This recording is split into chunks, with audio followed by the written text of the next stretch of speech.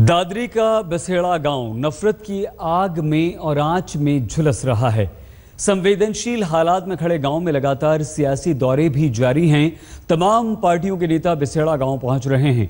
इन दौरों का मकसद तो सहानुभूति जताना है, लेकिन सहानुभूति की आड़ में सियासत जारी है।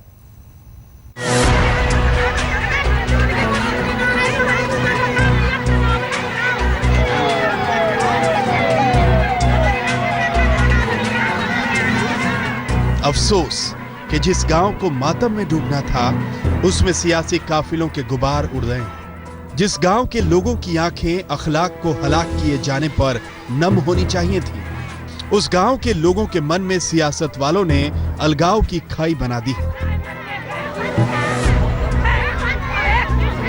मोहम्मद अखलाक की हत्या के बाद दादरी का बिसेड़ा गांव सियासत वालों का नया ठिकाना बन गया है।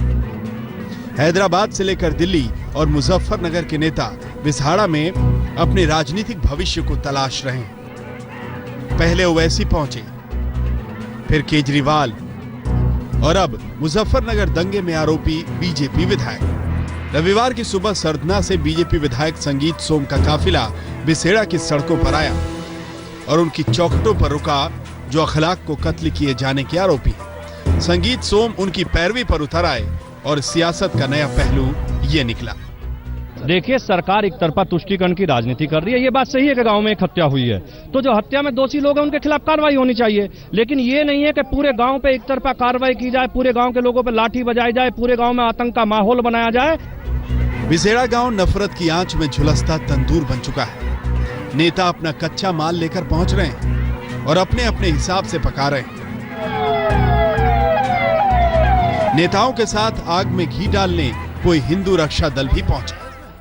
लगातार यहाँ बिसाड़ा गांव में राजनीति हो रही है। अभी हमने देखा कि बहुत सारी गाड़ियां आपको दिखाएं, ये काफिला आया है हिंदू रक्षा दल के जो लोग हैं उनका, और लगातार हालांकि गांव में कहा गया है कि गांव वाले नहीं मिलना चाहते, लेकिन उसके बाद भी अभी कुछ देर पहले बीजेपी विधायक संगीत सोम आए। अब राष्ट्रीय अध्यक्ष भूपेंद्र तोमर जो कि हिंदू रक्षा दल के हैं, वो एक बड़े काफिले के साथ गांव के अंदर जा रहे हैं।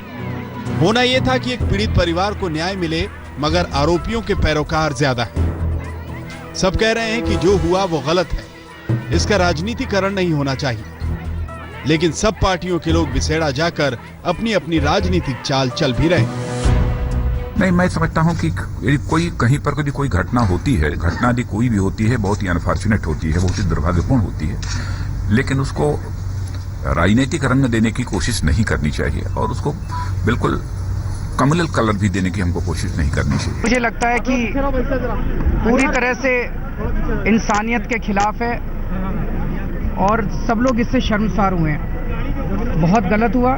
ना तो हिंदुओं का फायदा हुआ, ना मुसलमानों का फायदा हुआ। सारे परिवार दुखी हैं, सारा गांव दुखी है। इससे किसको फायदा हुआ? केवल नेताओं को फायदा हुआ। हमारे संविधान के अंदर कानून और व्यवस्था ये राज्य का मुद्दा है, और कानून और व्यवस्था अगर राज्य से नहीं संभलती तो केंद्र सरकार पर उसका दोष नहीं मढ़ना चाहिए। वहां समाजवादी पार्टी की सरकार है, उनका दायित्व है कि न्यायपूर्ण तरीके से शासन करे, तो दोनों समुदायों के बीच में कभी मनमुटाव नहीं होगा। कहते सब हैं कि राजनीतिक रंग न दिया जाए, लेकिन बिसेड़ा राजनीति का नया अड्डा बन गया है।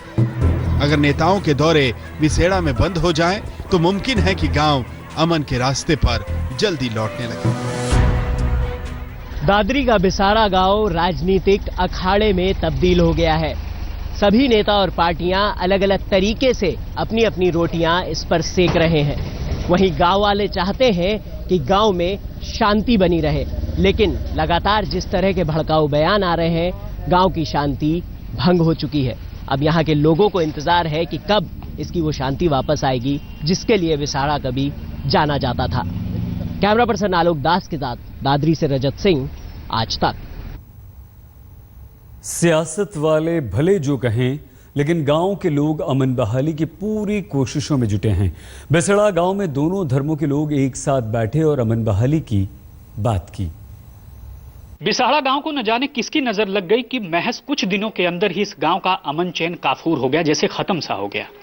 लेकिन यहाँ के लोगों ने प्रयास किया और एक सद्भावना कमेटी बनाई, और इस कमेटी में कोई एक पक्ष नहीं बल्कि गांव के कुछ लोग हैं और दूसरी तरफ वो पीड़ित परिवार भी है जिसके एक बच्चे को यहाँ पर जिसके साथ एक हादसा हुआ। सबसे बड़ी बात है, हम यहाँ पर आए हैं इन्हीं लोगों से बातचीत करने के लिए और जानते हैं कि आखिर क्या कुछ अब वायदे किए गए हैं, क्या कुछ वायदे किए गए हैं जिसके जरिए अब इस गांव की अमन और शांति को दोबारा से पटरी पर लाने का काम किया जाएगा। जी, क्या कुछ प्रयास किया गया? आप? जगदीश सिंह सिसोदिया, मैं विसाड़े रहने वाला हूं और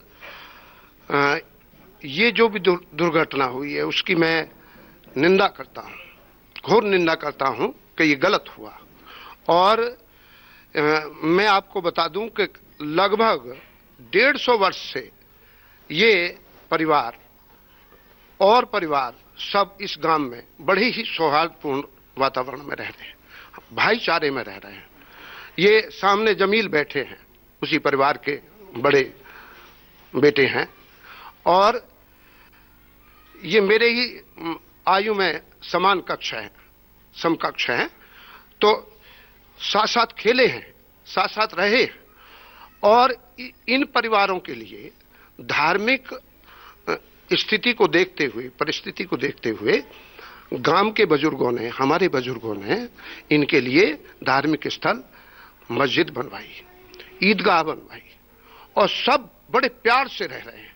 परंतु ये जो घटना हुई, ये दुखद घटना है और उसके बाद अब हम सब लोग मिलके इनसे भी बात हुई है, जो विगत समय में जो भी थोड़ा बहुत हुआ है, ऐसा हुआ मतलब है, कि आप निंदा करते हैं, आप निंदा करते हैं। सबसे बात करेंगे इसलिए थोड़ा सा शॉर्ट।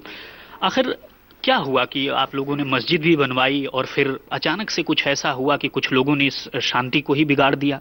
ये बड़ा दुर्भाग्य रहा है और एक हमारे गांव को कलंकित करने का काम हुआ है। ये नादानी में हुआ है और जिन लोगों ने ये काम किया है, जो दोषी सिद्ध होंगे, हम उनको पूरी सजा दिलाने की व्यवस्था करेंगे। बिसाड़ा गांव की एक सभ्यता रही है, इन्होंने लोगों को अदर कौम को जीना सिखाया है। अभी डॉक्टर साहब के पिताजी भी 35 घर है, 300-400 की आबादी है, 30 वोट थी, इनके पिताजी को 12 साल प्रधान गांव में रख दिया। 22 साल। ये कुछ शरारती तत्वों की समझ में नहीं आया, किसी तरीके से हो गया।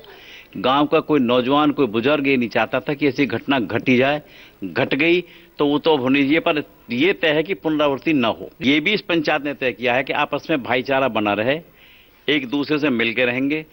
किसी किस्म की कोई भी इनको आवश्यकता, चाहे दूध की हो या खाने की हो, इनकी जरूरत की पूर्ति करने के लिए जगदीश सिंह ने और डॉक्टर साहब ने बिल्कुल तय कर लिया है कि हम इनकी पूरी भरपूर मदद करेंगे। कोई शासन का, किसी का दबाव नहीं है। ये आम लोगों की सहमति से ये है कि जैसे पहले थे उसी तरीके से पटरी पे वापस लौटना। मुझे बहुत ज्यादा बेहद अफसोस है।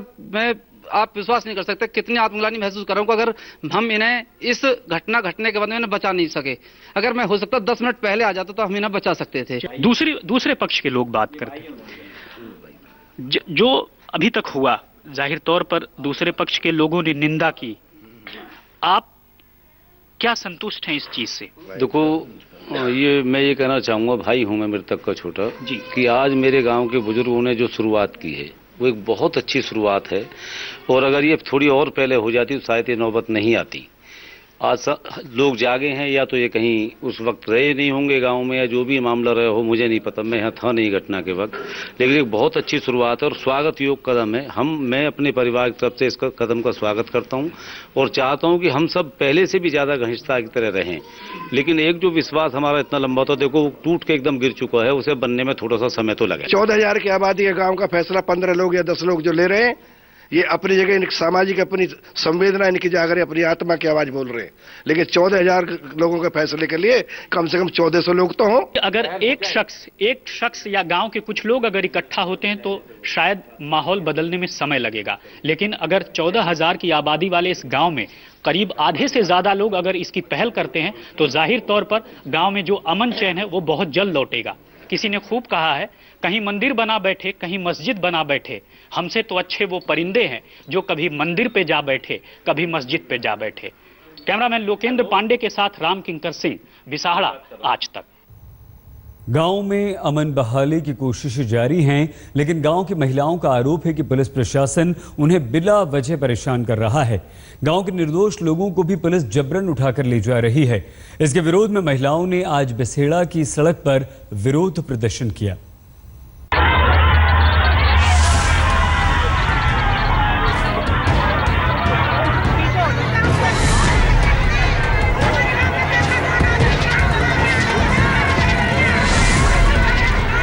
ये हंगामा उस गाय के लिए है जो काटी ही नहीं गई, जिसकी अफवाह उड़ाकर एक आवारा भीड़ ने अखलाक को काट डाला और उसके बाद पूरे गांव के मर्द फरार हो गए। पुलिस ने आरोपियों को उठाने के लिए गांव में दबिश दी, तो अब बिसेड़ा गांव की महिलाएं इसलिए सड़कों पर हैं कि पुलिस की कार्रवाई उन्हें ज्यादती लग रही है।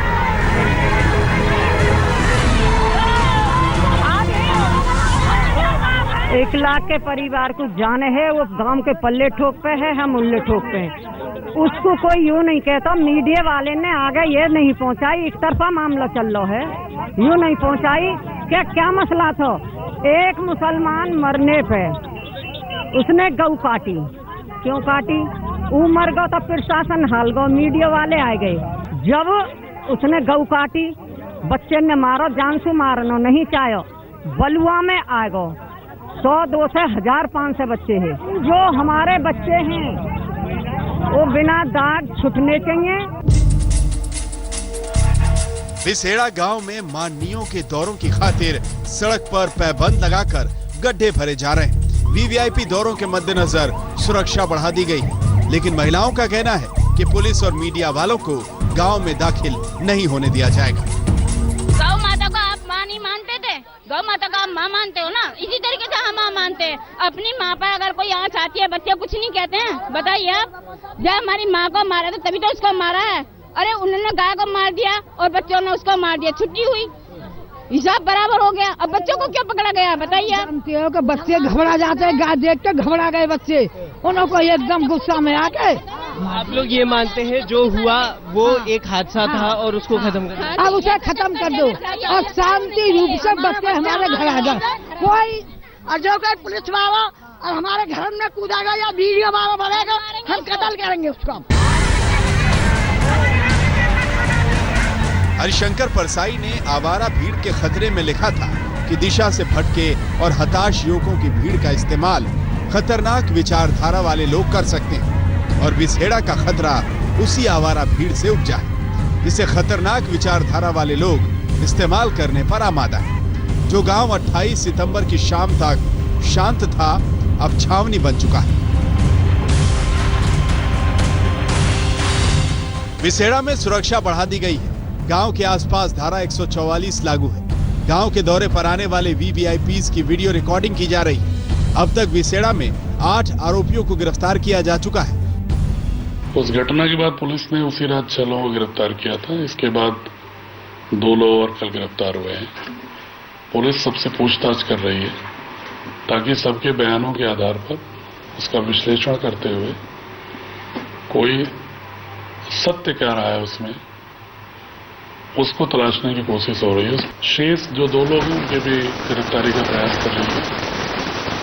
जितने भी नामजद लोग हैं सभी गिरफ्तार होकर उनके बयान होते हैं। उनके बयानों को लिंकेज करने के बाद ही पूरा तथ्य सामने आता है कि स्टोरी क्या है, क्या कारण है, कैसे हुआ है। बिसेड़ा में जैसे न्याय की धुरी पलट गई है। आरोपियों के परिवार उत्पीड़न का आरोप लगाकर सड़कों पर उतर आए और पीड़ित परिवार सूबे के मुखिया से न्याय मांगने पहुंचा। न्याय तो लंबी जांच के बाद होगा, फिलहाल तो महज मरहम मिला है। पूरी सिक्योरिटी और इनके बेटा है जो बीमार है, जो अस्पताल में है अभी, और मैंने कहा मकान रहने का इंतजाम करेंगे और मदद भी करेंगे और नौकरी देनी होगी तो नौकरी भी देंगे। अफवाह उड़ाकर अखलाक की हत्या कराई गई और सियासत वालों ने हत्याकांड को उलटकर इसे धार्मिक रंग दे दिया। अब पीड़ित न्याय के लिए रो रहे हैं और आरोपी कानून को धमका रहे हैं। लखनऊ में अनूप श्रीवास्तव के साथ रजत सिंह, बिसेड़ा गांव, ग्रेटर नोएडा, आज तक। बेसेड़ा सियासत की आंधी और अमन की कोशिशों के बीच खड़ा हुआ है, तो पुलिस ने अखलाक के हत्यारों की धरपकड़ तेज कर दी है। अब तक 8 आरोपियों को गिरफ्तार किया जा चुका है और जिस शख्स ने साजिश रची उसके राज भी अब धीरे धीरे खुल रहे हैं।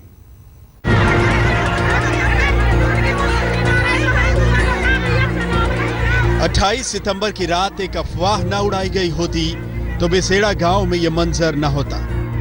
अब बेसेड़ा गांव संवेदनशीलता के खतरनाक मुहाने पर आ खड़ा हुआ है। पीढ़ियों का भाईचारा इस घटना के बाद कपूर की तरह हवा हो गया। मामले की सियासी तूल पकड़ने के बाद पुलिस की जांच रफ्तार से आगे बढ़ रही है। अब तक 8 लोगों की गिरफ्तारी हो चुकी है, जिसमें मुख्य आरोपी है उत्तर प्रदेश के पुलिस में होमगार्ड विनय।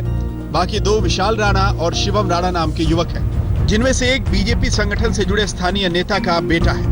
2 आरोपियों से अब तक पूछताछ हो चुकी है। विशाल और शिवम की भूमिका मंदिर से ऐलान कराने में बताई जा रही है और कहा यह भी जा रहा है कि अफवाह उड़वाने में होमगार्ड विनय का हाथ है। साजिश करने वालों ने भाईचारे के धागे को ऐसा तोड़ा है कि अमन लौट भी आए तो रिश्तों में गांठ रह जाएगी। असल गुनहगार साजिश करने वाले हैं, क्योंकि भीड़ भड़कती नहीं, भड़काई जाती है।